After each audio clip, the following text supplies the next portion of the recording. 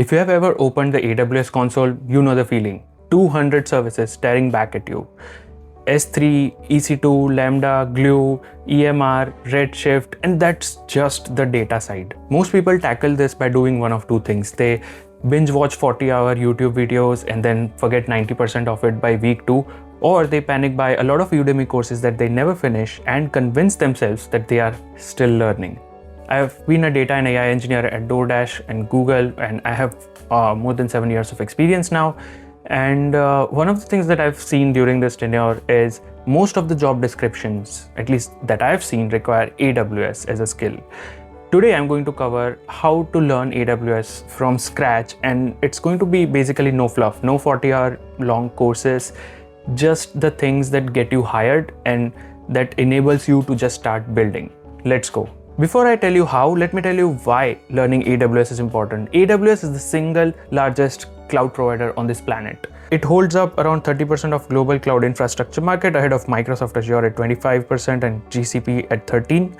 The market itself is enormous. Global cloud infrastructure spending hit $129 billion in just the first quarter this year. And the full year is on track to cross $1 trillion.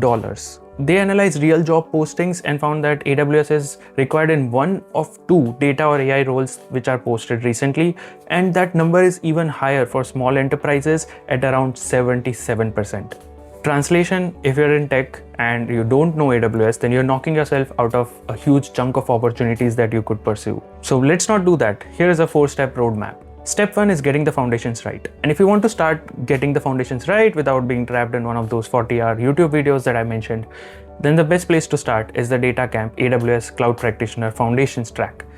I've been using DataCamp for leveling up my skills, my personal skills, for a long time, and I've been recommending the same on this channel. And the reason I keep recommending, it's the way it's built. It actually forces you to learn.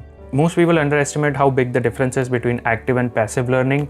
When you are learning something passively, you do not retain a lot of information, and that's why those long courses that's just one-way videos don't work very well. And if you go with the route of hands-on exercises where you actually do the coding, you actually give tests in between and do a lot of hands-on yourself, that retention percentage jumps to around 80 to 90%, and that's active learning. And DataCamp is built on this second mode. Instead of watching slides, you are working through AWS concepts with interactive exercises and instant feedback directly in your browser, which is much better way to build a mental model of the platform. This track is a solid fit to begin. It's about 10 hours, has no prerequisites, and focuses on AWS foundations that matter the most early on. Core services like EC2, S3, RDS plus security and cloud management, and cost optimization. It's also mapped to AWS certified cloud practitioner exam domains, so it directly sets you up for step 2, which I'll mention in this video next. And there's a statement of accomplishment in the meantime you can add to your LinkedIn or resume while you work towards the real certification. If you're serious about learning AWS, then foundation is everything that rest of the steps build on, so don't skip it. Alright, once you finish the foundations track, the next step is to go and take the AWS Cloud Practitioner exam. 2 reasons why this is non-negotiable. First, exam allows you to consolidate your learning and it increases your recall a lot. And it's the difference between I think I know IAM versus I know IAM. And second, the thing that a lot of people still don't know is that giving one AWS certification gives you 50% on your next certification, which costs around $150. So the first certification, the Cloud Practitioner one, essentially becomes free. And when you list it in your resume, it shows people that you're somebody who is serious about learning cloud. For practice exams, the only resource I would use is Tutorial Dojo's Cloud Practitioner practice exams. Link is in the description, because the guy behind it, John Bonso, writes practice questions that are harder than the actual exam.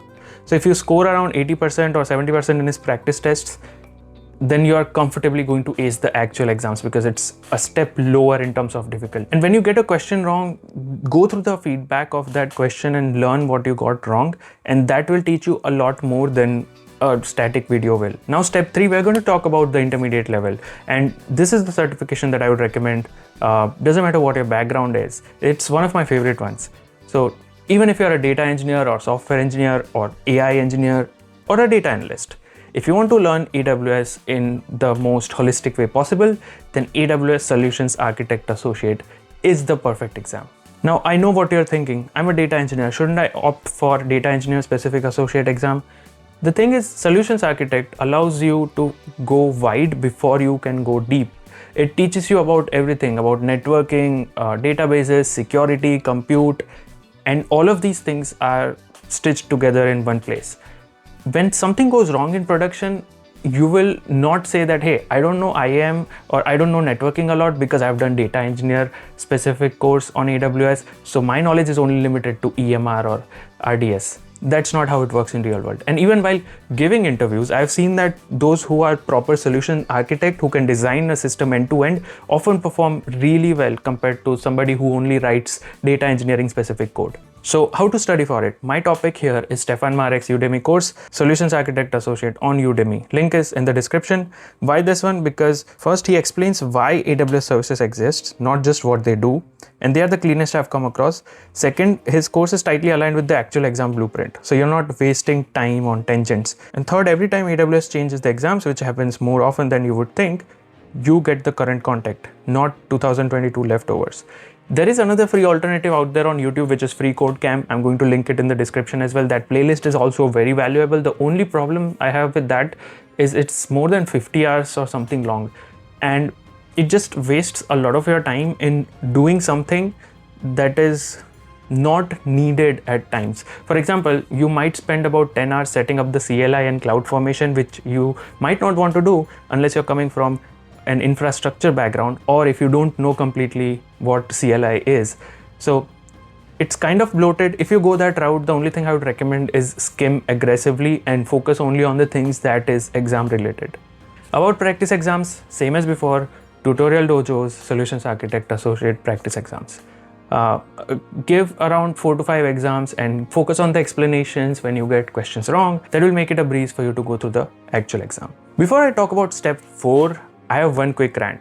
I don't want you to focus on AWS solutions architect or any kind of professional certificate out there because it's just, first of all, it's too expensive. It's around $300 and it doesn't give you a lot of ROI. Why? Because professional certificate only makes sense for professionals, not somebody who is trying to go into cloud.